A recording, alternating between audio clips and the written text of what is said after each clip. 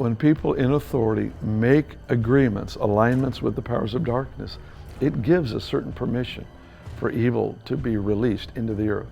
And when we have institutions like our own courts make the decisions that they do, it does make partnerships with darkness. It gives the state the ability to enforce the acceptance of homosexuality everywhere. What's coming next is going to be an assault on the church like we've never seen before.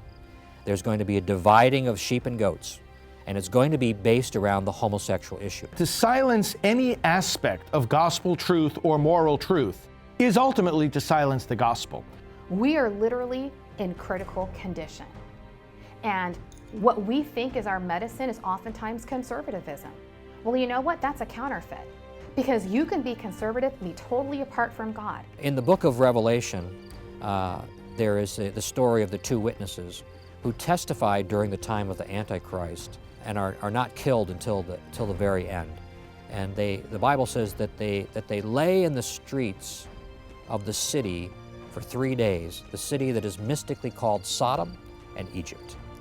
And I think that the point of that is to show what the issues are at the time of the tribulation.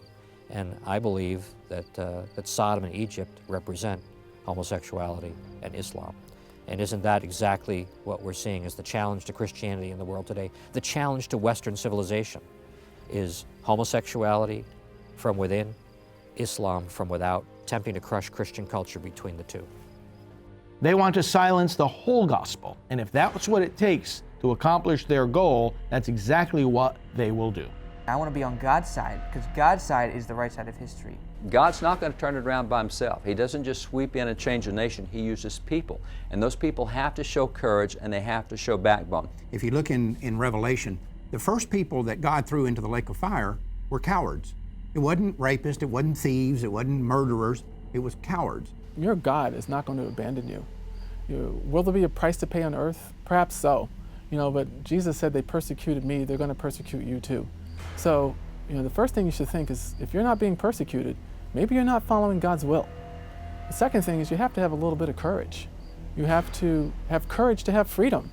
I've encouraged pastors to stop talking about Bonhoeffer and be willing to be Bonhoeffer.